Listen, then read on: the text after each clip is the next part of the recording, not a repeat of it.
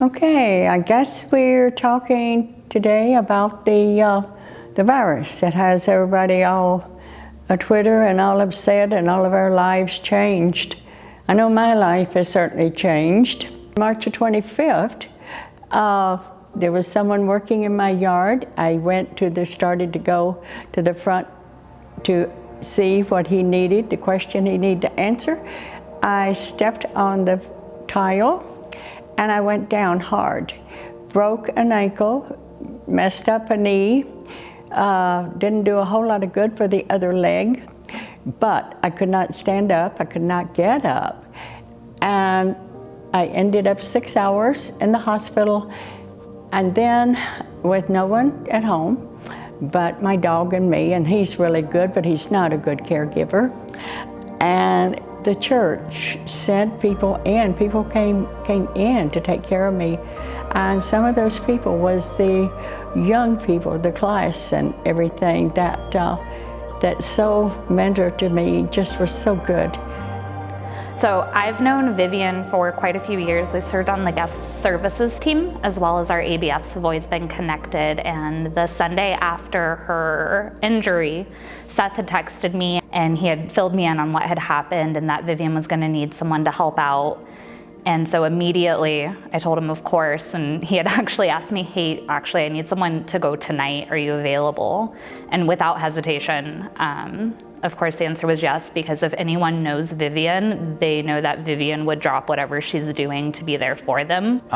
One of my friends who was a part of our ABF group, Rooted, and asked if I'd be willing, as well as some others, to help Vivian do some things around the house that she wasn't able to do anymore. That without hesitation I said yeah. I was definitely, I don't know what made me do it. I had met Vivian once. She came and talked in our class once, and I never even introduced myself that day, but something told me I had to do this. I received a group message from my Rooted group asking if I was available to help. At this point, I don't really know very many people at the church outside of my Rooted group, but everyone at Casas has seemed so nice and so caring that I was on board right away. So my first day walking through Vivian's door, it was like the first time we were meeting, and it was just an instant connection. And so for a couple of months after that, while I was teaching from home, I'd go over a couple of evenings every week and hang out with her. We were able to do the Good Friday communion service together, spend some Sunday sermons together, and just really grow that bond that we already had.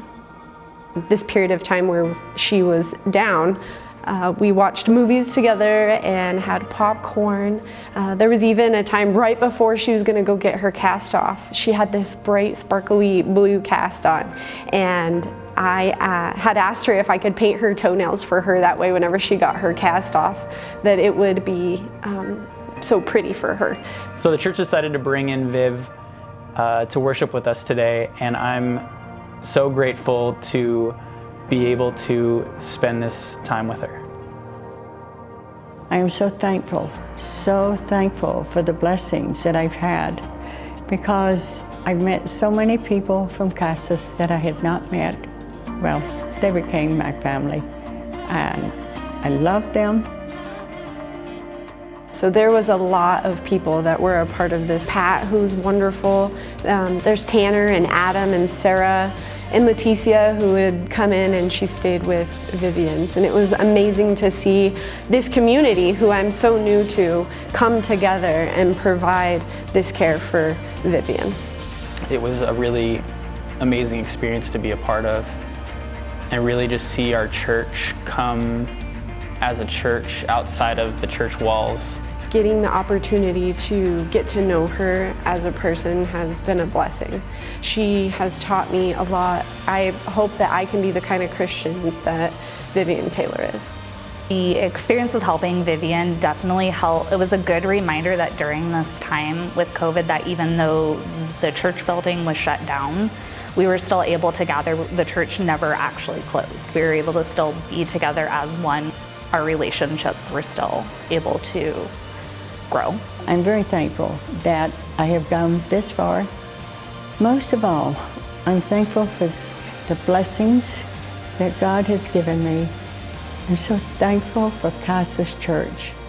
We can get depressed, we can get down. It's not easy to be by yourself and to be going through things. But the thing we have to remember is that God is in control and He is watching over us. He's taking care of things. None of this caught Him by surprise.